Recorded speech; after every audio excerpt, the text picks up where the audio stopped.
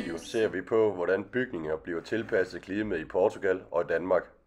Danmark har et vådt og fugtigt klima, hvor der er fokus på at holde på varmen og undgå fugtproblemer, mens Portugal har et varmt og tørt klima, hvor bygninger skal være kølige og godt ventileret. På vores studietur til Lissabon taler vi med lokale virksomheder for at høre, hvordan de arbejder med klimatilpasning, og vi sammenligner det med vores viden og erfaringer fra dansk byggeri. Og derfor er vi kommet frem til den problemformulering, hvordan tilpasser bygninger klimaet i Portugal sammenlignet med Danmark, og hvilken forskelle ses i materialer, konstruktioner og energiløsninger. Rebelo de Andrade er et internationalt anerkendt arkitektur- og designvirksomhed i Lissabon. Her var vi på besøg og mødte Antonio og Daniela, som viste os rundt på tegnestuen. Efter rundvisningen gav Antonio et oplæg. Her kom han blandt andet ind på vores problemstilling og snakkede om ventilation og klimatilpasning af portugisiske byggerier. Captures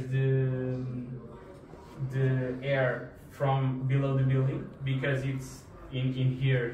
It will be like 35 degrees in here, and in here it's 20. Mm-hmm. And in the winter it's the opposite. So the sun on the corrugated sheet will turn this area more hot.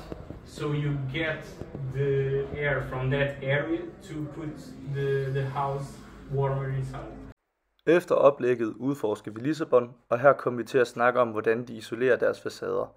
Da vi var på byggeplads på besøg med Antonio, fik vi svar på de termiske egenskaber af vinduerne på et nyrenoveret hotel i Portugal.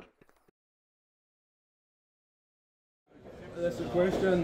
Do you have specific about the windows in terms of U value or some insulation level of the windows? Yes.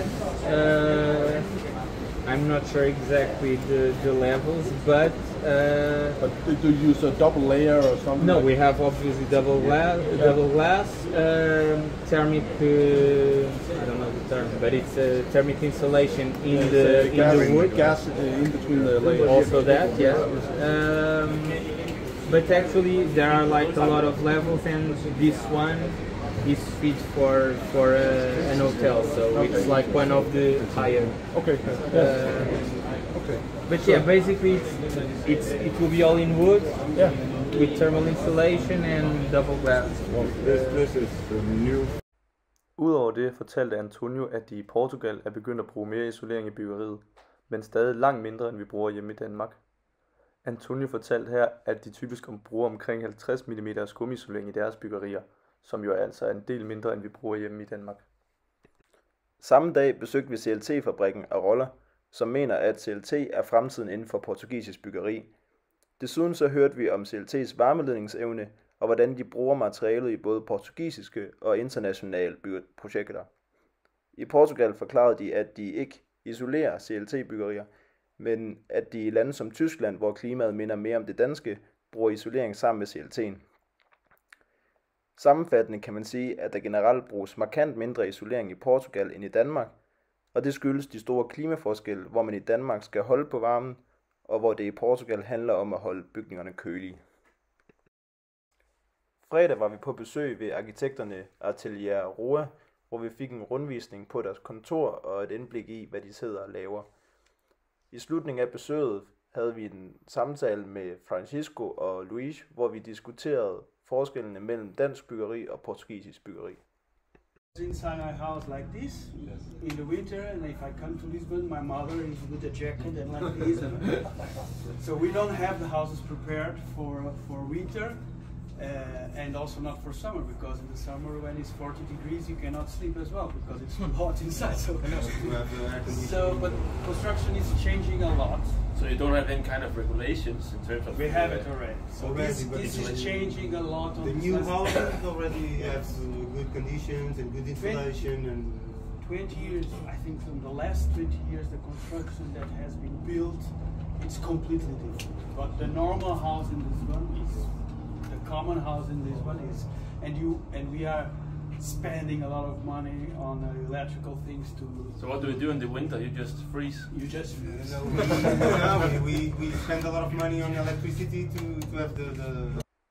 Det, som Francisco nævner her, minder meget om de udfordringer, vi også ser i Danmark. Især i de ældre bygninger, der mangler isolering, og derfor har svært ved at holde på varmen. Francisco nævner yderligere, at der er til gengæld nok var en stor forskel på, hvordan vores to lande ville håndtere solen. And then we have the sun. There is also a lot of sun in the summer, but it's also, I think, different from North Europe countries because you have a lack of sun, and in the summer you want to have bigger windows, and we have a lot of discussions with some clients that we are designing a house in the south of Portugal, and we want a living room with a huge window facing west. But no, that's not the good construction in Portugal.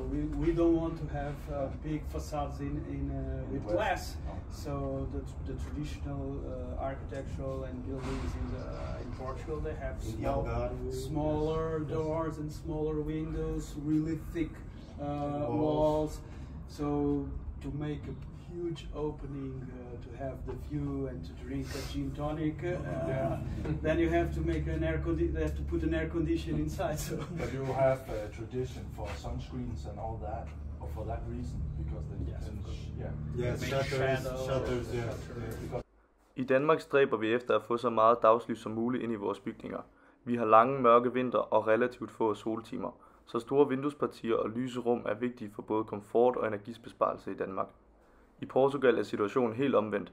Her forsøger man i stedet at skærme bygningerne mod solen for at undgå overophedning. Derfor bruger man mindre vinduer, skodder og overdækninger, som skaber skygge og holder indetemperaturen nede. Vi har rundt omkring i Lissabon også set, at man benytter solreflekterende film på deres vinduer for at undgå overophedning. Comparing Portugal to Denmark probably is the way that we deal with sun and water. It's completely different. It's completely different. Efter en god lang weekend, der stod på bold, vandring og en enkelt portugisisk cerveza eller to, så afsluttede vi studieturen af mandag ved at besøge arkitektskolen og firmaet Contacto Atlantico Architecture. Så vil vi, inden vi flyver tilbage til det kolde, fugtige Danmark, lige konkludere på vores undersøgelse. Konklusion. Forskellen mellem bygninger i Danmark og Portugal skyldes primært de klimatiske forhold. I Danmark bygges der for at holde varmen inde og udnytte dagslyset bedst muligt. Det ses i bygningernes kraftige, store isolering, tættere klimaskærm og store vinduesarealer, som mindsker varmetab og reducerer behovet for opvarmning. I Portugal bygges der derimod for at holde varmen ude. Her anvendes massive ydervægge uden isolering, mindre vinduer og facader i skygge for at beskytte mod sol og overophedning.